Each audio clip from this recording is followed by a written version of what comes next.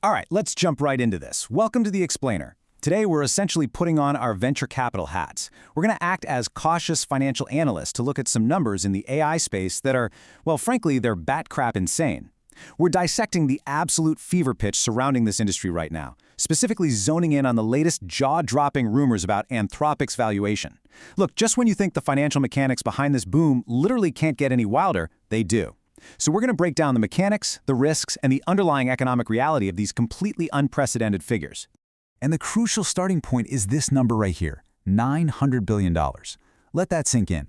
According to recent reports, Anthropic is fielding preemptive funding offers that would value the company at nearly $1 trillion. To put that staggering figure into perspective, right? Theoretically, at this valuation, Anthropic would actually surpass OpenAI's recent record-breaking round, which placed their post-money valuation at around $852 billion. It's a hell of a thing to consider. And as analysts, we really need to unpack exactly how a private company even gets to this kind of target before they ever go public.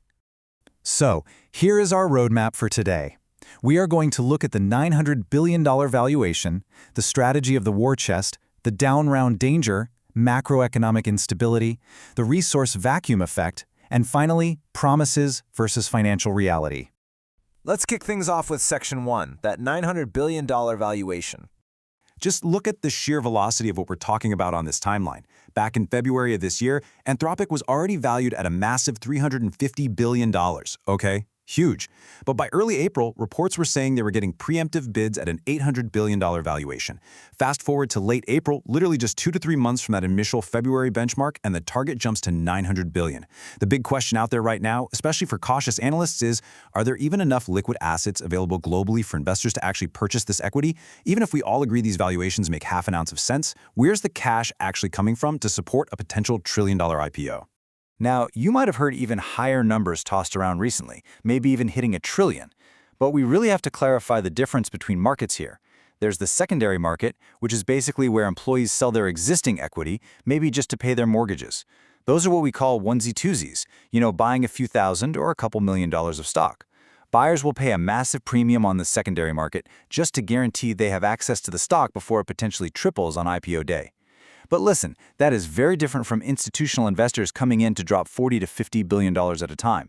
That is the real money. That's the cash that actually pays for Anthropic's expansion and massive compute power. Moving on to Section 2, the strategy of the war chest. The catch-22 that leadership faces here is honestly fascinating. Remember, these are preemptive offers. People are literally walking up to Anthropic and saying, we will hand you $50 billion in cash right now and value you at $900 billion. But think about the golden rule of investing. Buy low, sell high. Investors buying in at $900 billion are expecting this company to eventually be worth $2, $3, maybe $5 trillion down the line. Taking that $50 billion today creates an incredible safety net, sure, but it also places mathematically impossible expectations on the company's future growth. So you might ask, why even take it? Well, framing that $50 billion as a war chest kind of changes the whole perspective. The economy's volatile right now. If the broader market tanks, Anthropic's CEO might be looking at this cash strictly as a survival mechanism. While competitors like OpenAI are rapidly burning through their cash to buy more hardware, potentially risking collapse under the weight of their own financial obligations if funding suddenly dries up, Anthropic could use this $50 billion to comfortably ride out a 2, maybe even 4-year economic winter. Which brings us to Section 3, the down round danger. If you follow the tech sector at all, you definitely know this term, but it's absolutely vital to spell it out. A down round. This is literally one of the last things you ever want to happen to a technology company. Here's why.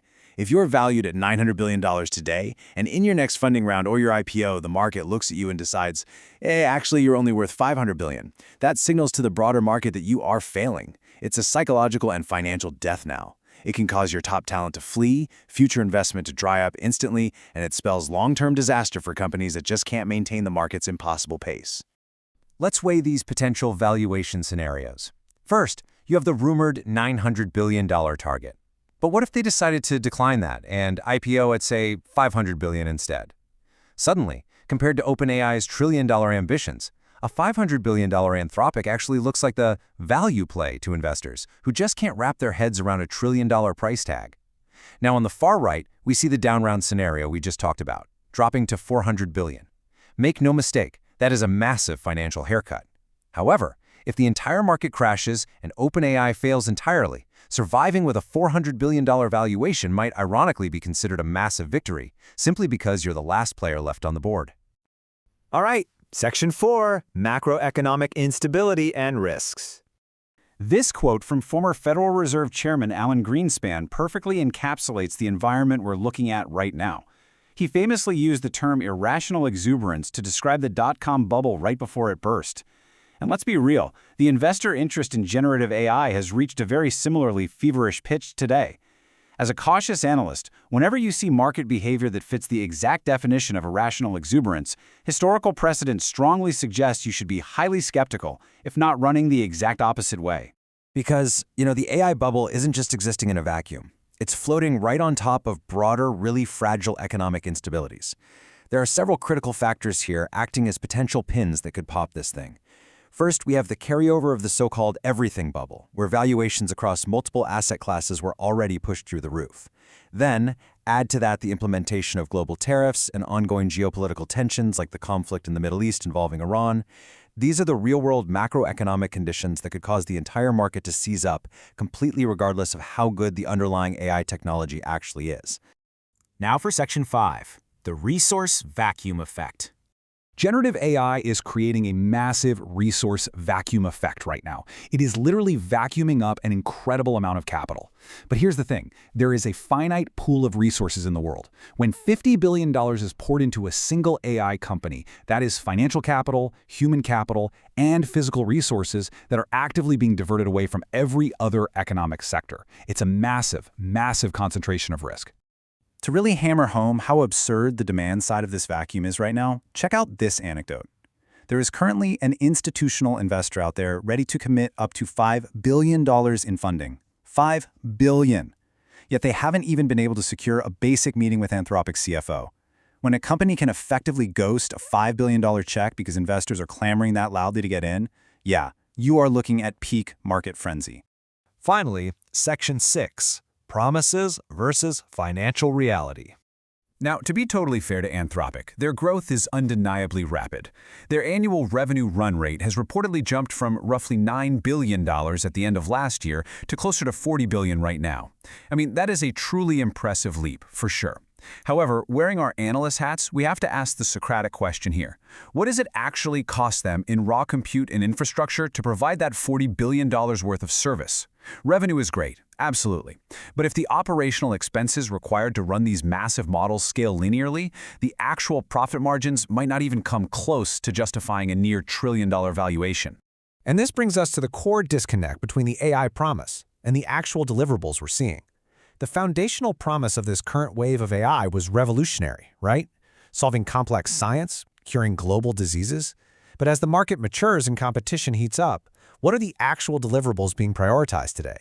Generating new smartphones and writing erotica. Now, there's absolutely nothing inherently wrong with consumer tech or entertainment, but you really have to ask yourself, does pivoting to consumer gadgets justify a valuation of $900 billion to $1 trillion? Which leaves us with this final provocative question. We know the technology itself, the vector databases, the LLMs, the neural networks. We know it's fundamentally sound and highly capable. But separating the cool tech from the actual business model, do these specific financials make half an ounce of sense? Is securing that ultimate $50 billion war chest really worth the incredible risk of a devastating future down round, all while relying on this irrational market exuberance? Take a hard look at the data we've covered today and decide for yourself. Is this bubble built on solid ground, or is it just waiting for the right pin to drop? Thank you so much for joining me on this explainer, and keep questioning the numbers.